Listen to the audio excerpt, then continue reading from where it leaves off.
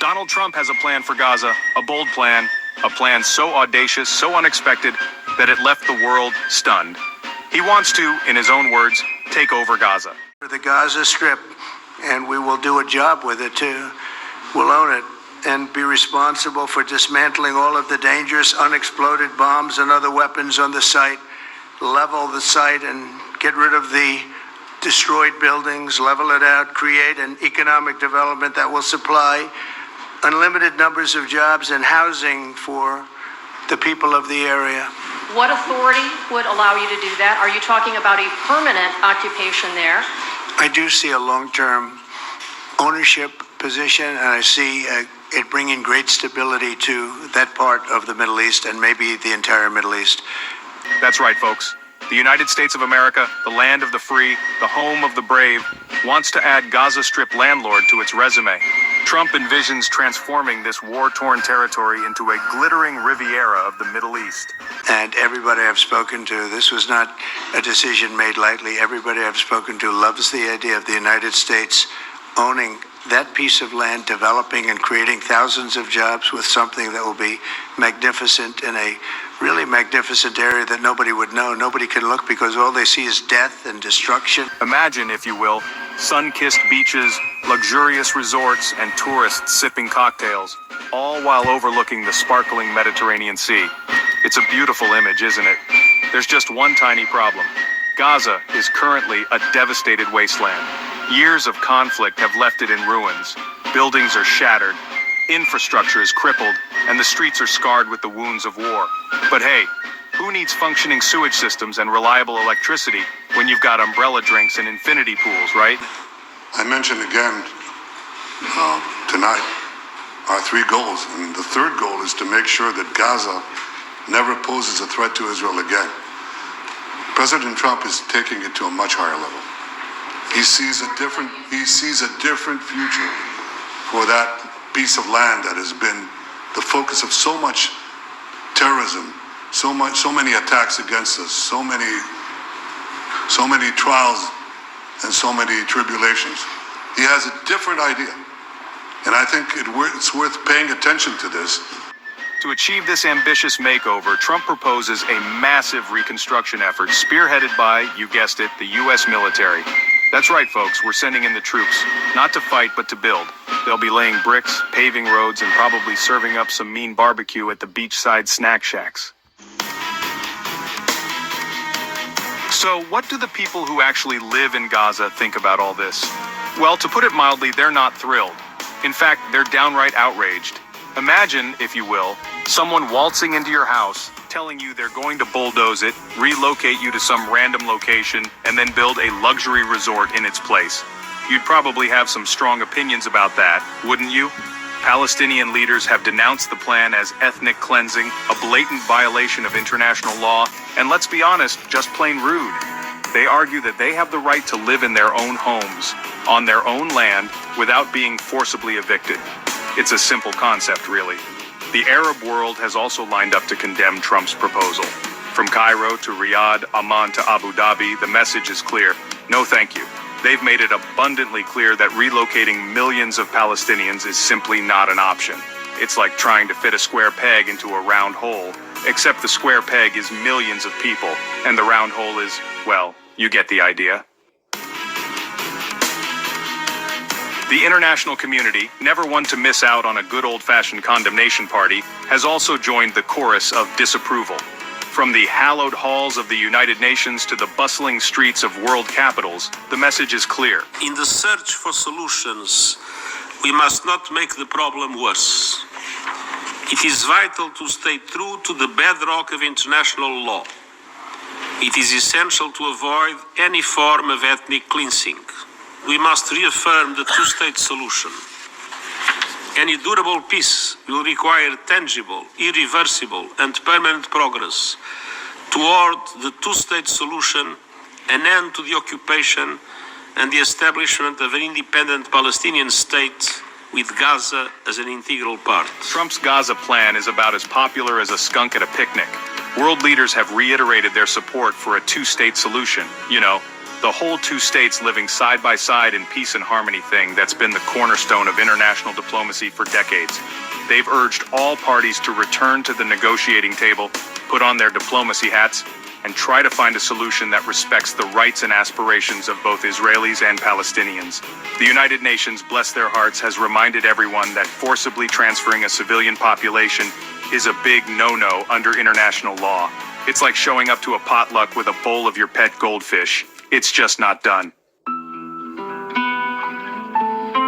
Even within Israel, reactions to Trump's plan have been mixed. Some right-wing politicians have embraced the proposal with open arms, praising it as a bold and innovative solution to a long-standing conflict. They argue that it's time to think outside the box, to ditch the tired old two-state solution, and to embrace a new vision for the region. However, more moderate voices within Israel have expressed skepticism, cautioning that such a plan is both unrealistic and potentially dangerous. They argue that it would be incredibly difficult, if not impossible, to implement, and that it could further inflame tensions and lead to more violence. Former Prime Minister Ehud Barak, a man who knows a thing or two about the complexities of the Israeli-Palestinian conflict, has dismissed the plan as a fantasy. It's like trying to teach a cat to play the piano. It's amusing to think about, but ultimately futile. Section 5, a legal and moral minefield, uprooting a population. Beyond the political and logistical hurdles, Trump's plan also raises serious legal and ethical questions. Forcibly transferring a civilian population, even under the guise of creating a Riviera, is widely considered a crime against humanity. It's like stealing your neighbor's car, giving it a new paint job, and then claiming it's yours because, hey, it looks different now. The plan has been accused of violating numerous international laws and conventions, including the Fourth Geneva Convention, which prohibits the forced transfer of people within occupied territory. It's like showing up to a library, ripping out pages from books, and then claiming you're not breaking any rules because you're creating your own version of the story. Section 6. Questionable motives. Trump's endgame remains unclear. So why would Trump propose such a controversial and seemingly unworkable plan? Well, that's the million-dollar question, isn't it? Some analysts speculate that it's simply a distraction tactic, a way to divert attention from his domestic troubles. You know, the old wag-the-dog strategy. Others believe that it's a pressure tactic, a way to force Palestinian leaders to the negotiating table and to extract concessions. It's like holding a gun to someone's head and telling them to make a deal. Not exactly the most diplomatic approach, but hey, who needs diplomacy when you've got leverage, right? Whatever his motives, one thing is clear. Trump's Gaza plan is a non-starter. It's dead on arrival, DOA, pushing up daisies, sleeping with the fishes. It's about as likely to succeed as a snowball in a volcano.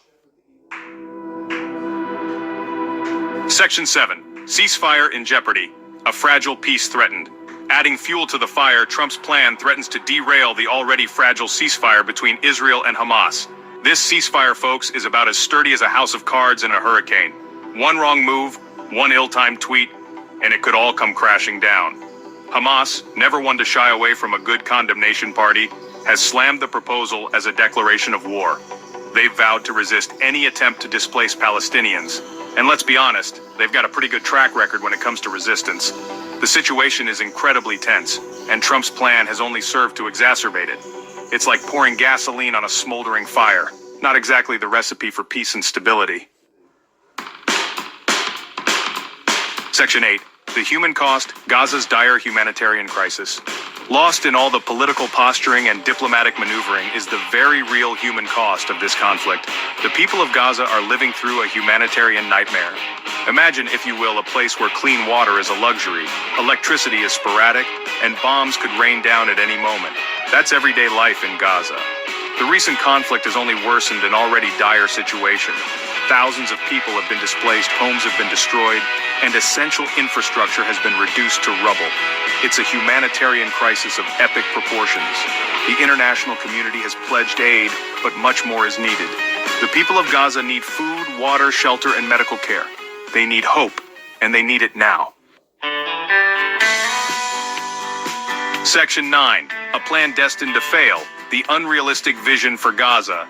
In the end, Trump's Gaza plan is nothing more than a pipe dream, a fantasy, a figment of someone's overactive imagination. It's a plan that ignores history, defies logic, and tramples on international law. It's a plan that is doomed to fail before it even begins. The only way to achieve a lasting peace in the region is through dialogue, compromise, and a genuine commitment to a two-state solution. It's time for all parties to come together, to put aside their differences, and to work towards a future where Israelis and Palestinians can live side by side in peace and security. It's a tall order, to be sure, but it's the only way forward.